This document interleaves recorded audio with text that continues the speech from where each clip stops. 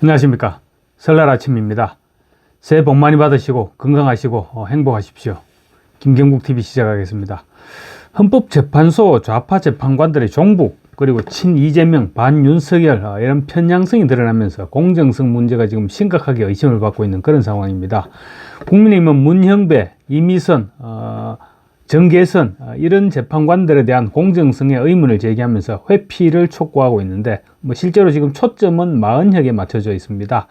마은혁 후보 임명 문제를 둘러싼 힘겨루기가 미리 앞당겨서 진행되고 있는 것입니다. 사실 6.25 북침설까지 제기한 문형배나 이미선, 정계선 이런 사람들에게 공정한 탄핵 심판을 기대할 수 없다는 사실은 굳이 설명할 필요조차 없습니다. 저들은 탄핵 변론은 아예 들어볼 생각도 하지 않고 이미 마음을 결정했을 것입니다. 문형배나 이미선은 국회에서 탄핵안이 가결되는 순간에, 정계선은 헌법재판관으로 임명되는 순간에 이미 마음속으로 탄핵 인용을 외치고 있었을 것이 분명합니다. 그래서 지금 우리가 문형배나 이미선, 정계선 이런 사람들에 대한 자격을 거론하고 있는 것인데, 지금 아무리 외쳐도 저 사람들은 눈도 끔뻑하지 않을 것입니다. 6.25 북침설이 아니라 설령 간첩 행동을 했던 사실이 드러난다고 하더라도 탄핵 심판까지는 어떻게든 버틸 것입니다.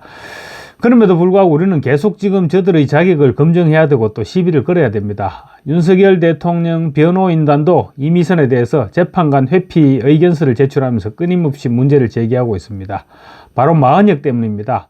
지금 헌법재판관들에게 문제를 제기한다고 저 사람들이 물러나거나 스스로 회피할 가능성은 제로입니다. 그렇지만 이렇게 이슈화를 시켜야 마은혁에 대한 임명을 저지시킬 수 있는 것입니다. 탄핵안을 가결시키기 위해서는 헌법재판관 6명이 인용을 해야 되죠. 지금 8인 체제에서는 3명이 기각시키면 탄핵안은 인용될 수가 없습니다. 그렇지만 마은혁이 임명돼서 9명 체제, 9인 체제가 되면 4명이 탄핵에 반대를 해야 됩니다. 쉽지 않은 숫자죠. 젊은 시절 사회주의 혁명을 꿈꿨을 정도로 좌파인 마은혁은 무조건 탄핵 찬성입니다. 마은혁까지 헌법재판관으로 임명되면 엄청나게 불리한 구도가 되기 때문에 무슨 일이 있어도 마은혁 임명만큼은 막아야 됩니다. 저들도 지금 매직 넘버 6를 채우기가 쉽지 않다는 계산을 하고 있기 때문에 어떻게든지 마은혁을 임명시키려고 서두르고 있는 것입니다. 4대4로 기각됐던 이진숙 방통위원장의 탄핵 심판 결과가 아마 저들의 마음을 굉장히 급하게 지금 만들고 있을 것입니다. 이대로 가면 대통령 파면 결정을 내리기 위한 정족수 6명을 채우기 힘들다. 그렇게 판단해서 좌파로 분리되는 마은혁 임명을 서두르고 있는 것입니다. 설 연휴 직후인 3일 헌법재판관 회의에서 재판관 최상목 대행이 마은혁을 임명하지 않고 있는 데 대해 위헌 여부를 판단하게 됩니다. 아마도 위헌 결정을 내릴 가능성이 굉장히 유력해 보입니다. 그렇다고 하더라도 최상목 대행은 무조건 버텨야 합니다. 지금 헌법재판소에는 민주당이 탄핵시킨 한덕수 국무총리, 최재해 감사원장, 박성재 법무부 장관, 또 이창수 서울지검장을 비롯한 검사들, 이렇게 당장 시급하게 판단해야 될 탄핵안만도 지금 무더기로 쌓여 있습니다. 그런데 헌법재판소는 먼저 접수된 이런 시급한 현안들을 제쳐놓고 뒤늦게 발생한 마은혁 문제부터 지금 심판을 내리겠다고 합니다. 선입선출 원칙도 무시하고 특별기일까지 잡아가면서 마은혁 문제부터 처리하려고 하는데 그 자체가 엄청난 편향성을 보여주고 있는 것이죠.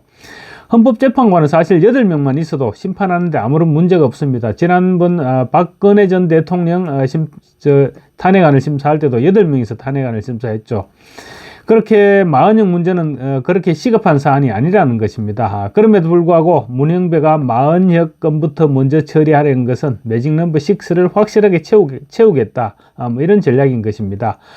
최상목 대행이 마은혁을 임명하지 않는 것은 위헌이다. 이런 판단을 내려놓고 최상목 대행을 압박하겠다는 것입니다. 이미 방향을 결정해놓고 속도를 내고 있는 것이나 다를 바 없습니다.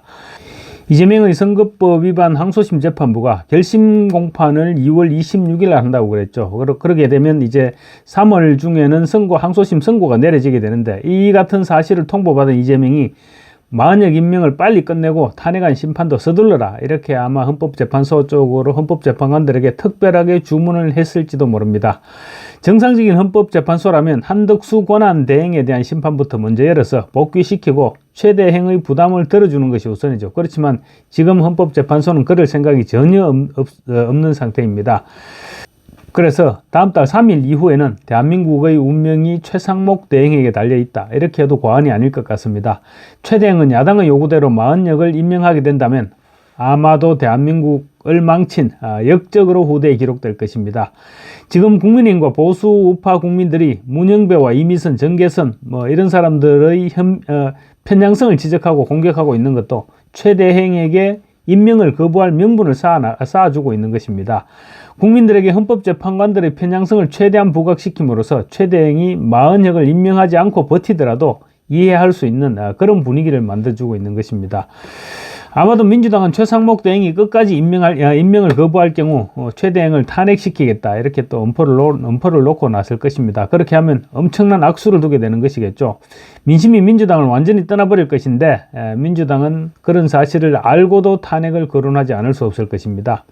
그래서 최 대행은 탄핵을 당하는 일이 있어도 끝까지 버텨야 합니다. 그것만이 정계선, 조한창을 서둘러 임명한 실수를 만회할 수 있는 유일한 방법입니다.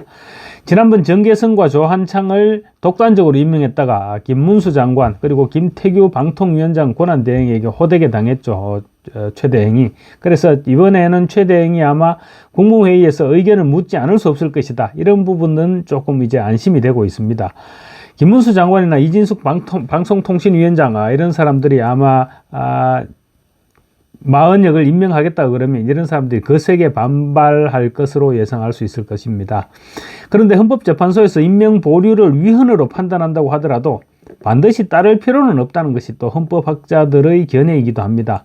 사실 원래 임명권자는 대통령이죠. 그래서 국회에서 추천을 한다고 하더라도 대통령이 임명을 하지 않으면 그걸로 끝입니다. 마찬가지로 최상목 대행 역시 현재 대통령 권한 대행입니다. 그래서 임명을 하지 않을 권한도 있는 것입니다. 이와 관련해서 국내 최고의 헌법학자라 불리는 허영 경기대 법학대학원 석좌 교수는 최상목 권한대행이 헌법재판관을 임명한 행위 자체가 권한대행의 월권이다, 이렇게 지적하고 있습니다. 그러니까 앞서 정계선, 조한창 이 두 사람을 임명한 행위조차도 원천무효라고 주장하고 있는 것입니다. 그래서 허영 교수는 설록 헌재가 마흔역 재판관 임명 보류에 대해 국회 측의 손을 들어준다고 하더라도 확인 행위에 불과한 헌재의 결정에는 강제성이 없으니까 따르지 않아도 된다, 이런 해석을 내놓고 있습니다.